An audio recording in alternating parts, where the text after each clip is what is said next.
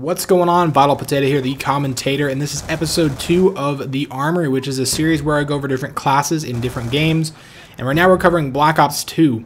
Now these classes are suggested by you guys in the comments of previous episodes, so if you guys would like to suggest any loadouts or classes for next time, feel free to leave those down in the comments down below. Now last time we covered the M8A1 4-round burst assault rifle, and we used the select fire attachment to use it in fully automatic mode.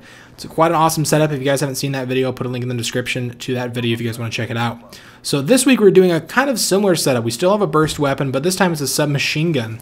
And this class loadout was suggested by Knockout Fighter. So thank you for this suggestion, bro.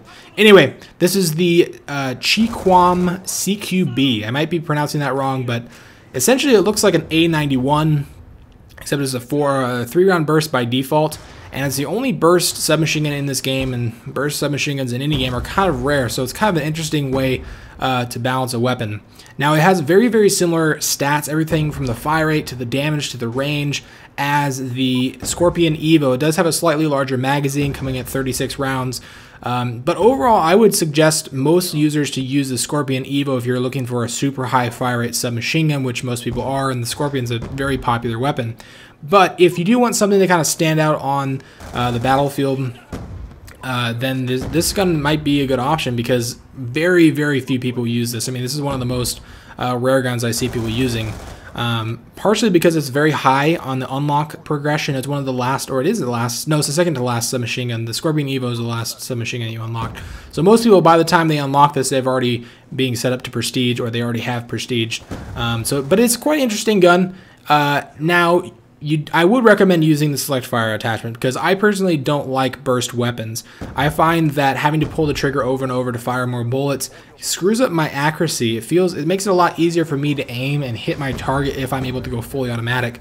Now it does kind of suck that you have to waste an attachment slot or use something like the primary gunfighter wild card to have more attachments so you can use it in fully automatic mode when, I mean, you could just use the Scorpion Evo, which has basically the same stats and it's already fully automatic. That way you don't have to waste the attachments. So I don't know if this is necessarily the best choice as far as SMG goes, but it's definitely an interesting one. Alright, other than the SMG that this guy recommended, he also wanted me to use a couple other things. I didn't use all the ones he recommended, although I'll talk about some of them in this video. So he wanted me to use the Black Hat Tactical Grenade, which actually really isn't a grenade. It's more of a equipment. And what it does is it's kind of like Hacker. So it allows you to hack enemy claymores, enemy bouncing betties, enemy shot grenades by simply pointing at it and pressing your tactical grenade button. And you can only use it once, so if you have something like Scavenger, that means that you will be able to pick up the blue packets and you'll get more Black Hat little controller things that allow you to hack more equipment. It's actually a pretty interesting tool. I find it kind of useless though, because if I was gonna use up an equipment slot, I would much rather have something like a concussion grenade or something like that, or actually, you know, using something like a shot grenade instead of stealing other people's shot grenades, which sometimes aren't always deployed, aren't always in a good position. I'd rather choose where to put them and throw them myself instead of stealing other people's. As far as, you know, doing hacking bouncing betties and things like that, it's the same thing. I would rather have my own bouncing betty than steal somebody else's bouncing betty, because then I get to choose where to deploy it. Now he also wanted me to use C4, which I really don't think is very useful. It sure is fun, and I did use it in a couple matches, but the gameplay you guys are seeing right here, I wasn't using it. So, but I'll talk about it a little more. C4 I think is not necessarily the best option because the bouncing betty is the king of explosives. If you're not using the bouncing betty and you're using something like a claymore, it's kind of different though, because C4 is more of a thrown object, something like a grenade or something like that. Whereas bouncing betty, you can throw it, and you can throw it pretty far. I mean, it's almost like a frisbee.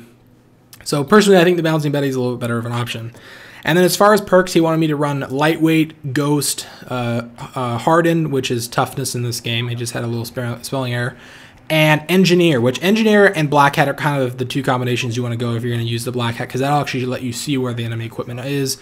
I personally don't really use a third perk, so in this video and in this gameplay I wasn't. And I also really don't like Lightweight. I feel like Lightweight is kind of a waste of a perk, so I do like Ghost. I think Ghost and Flak Jacket are kind of my two go-to first perks, especially if you're playing something like Domination where there's flag points. That's where you want to be using the Flak Jacket. And if you're playing something like Team Deathmatch or something where there's a lot of UAVs and not a whole lot of emphasis on objectives or no objective at all other than to kill people, then I think, you know, Ghost is the way to go.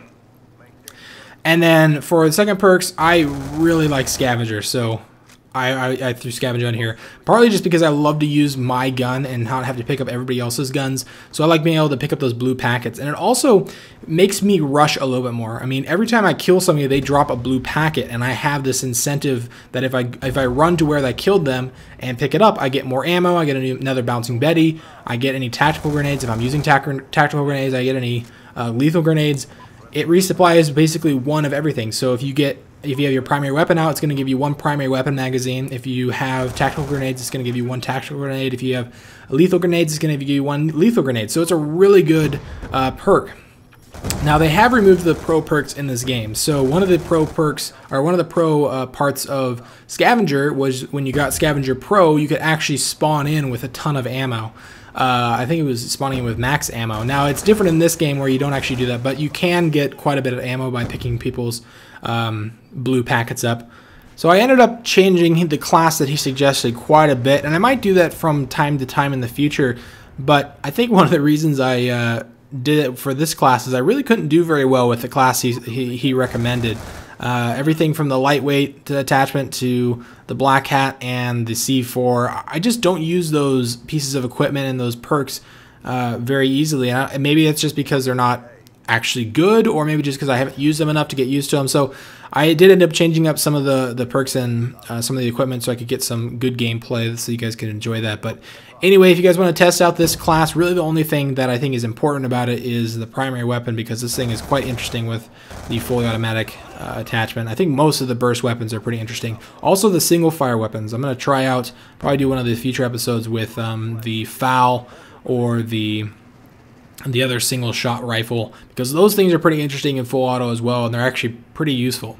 So anyway, if you guys enjoyed the video, feel free to give me a like or a favorite. Remember to subscribe for future content, and I'll see you guys in the next video. Thanks for watching.